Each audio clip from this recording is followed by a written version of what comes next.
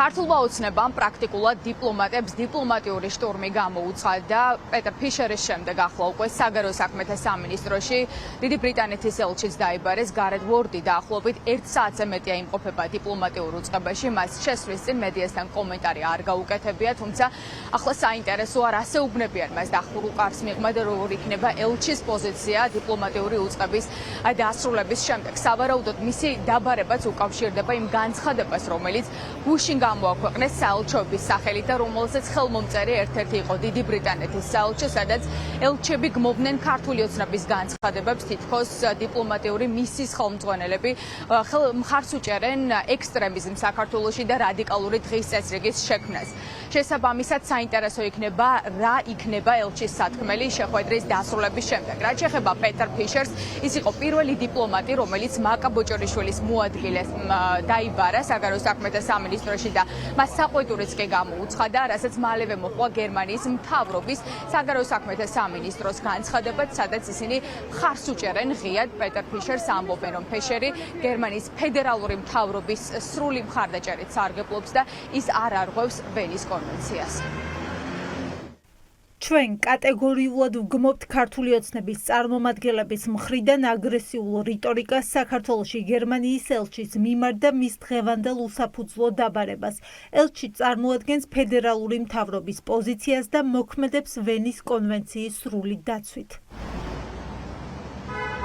პირდაპირ შეიძლება ითქვას, რომ ქართული ოცნების მთავრობის პირობებშიც კი ეს არის პირველი შემთხვევა, როდესაც ქართულმა ოცნებამ დიპლომატებს შტურმი გამოუცხადა და ერთმანეთის მიყოლებით დაიწყო მათთვის საყვედურის გამოცხადება საგარეო საქმეთა სამინისტროში, მათი დაბარება და მათი ღია კრიტიკა შესაბამისად ეს ელჩებისთვისაც არის ძალიან უჩვეულო, ამიტომაც გარეთ ვორდი, რომელიც არც ისე დიდი ხანია იმყოფება საქართველოში დიპლომატიური მისიით დაიბარეს საგარეო უწყებაში და ამიტომაც ყველაზე საინტერესო იქნება რა სიტყვის ბრიტანელი დიპლომატი და გააკრიტიკებს თუ არა საჯაროდ ის ქართულ ოცნებას. რაც შეეხება ექსპერტებს, შეიძლება ითქვას, რომ სიმპტომატური ხასიათი მიიღო ქართული ოცნების შტურმა დიპლომატებზე. ისინი ღიად ამბობენ, რომ დიპლომატიური მისიის წარმომადგენლები არღვევენ საქართველოში ვენის კონვენციას, თუმცა ექსპერტები ამბობენ, რომ ვინც არ უნდა იყოს დანიშნული ელჩის პოზიციაზე, დასავლური ცივილიზებული სამყაროს პოზიცია ქართულ ოცნებასთან არის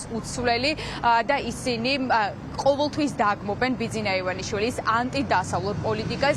იქამდე სანამ ქვეყანაში იქნებიან პოლიტპატიმრები, ბუნებრივია დასავლეთის მითხოვაც ოცნების მისამართით არ შეიცვლება. პრინციპში ქართული ოცნება სარკეს ეჩხუბება, ხო?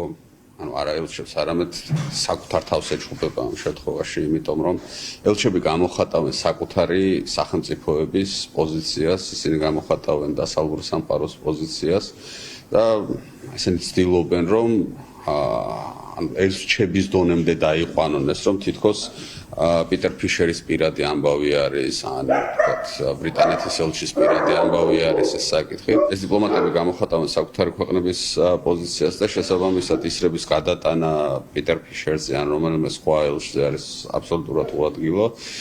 ცივილიზებული სამყარო შეთანხმებული არის იმ ფაქტზე, რომ ამ ქვეყანაში საქართველოში სამწუხაროდ კეთდება რუსეთის უკანა ეზო, სადაც არ არის არც ადამიანის უფლებები, არც სამართლიანი არჩევნები, პოლიტპატიმრებით არის სავსე ციხე, ხო? სანამ ეს ასე იქნება, ელჩს ერქმევა ფიშერი თუ ერქმევა სხვა სახელი, დასავლური სახელმწიფოების დამოკიდებულება ქართული ოცნებისადმი არ შეიცვლება.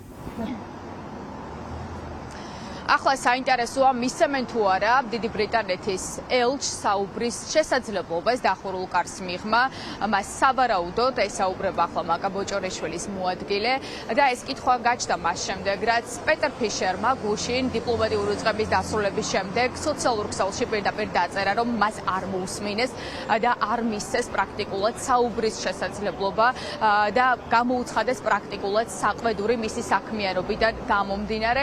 ახლა საინტერესოა რა სიტყვის ბრიტანელი დიპლომატი და მასაც ექნება თუ არა ძალიან მწვავე და ხისტი პოზიცია ქართული ოცნების ქმედებებზე და იმაზე, რომ ის პირველად დაიბარეს საყვედურის გამოსაცხადებლად დიპლომატიურ უწყებაში.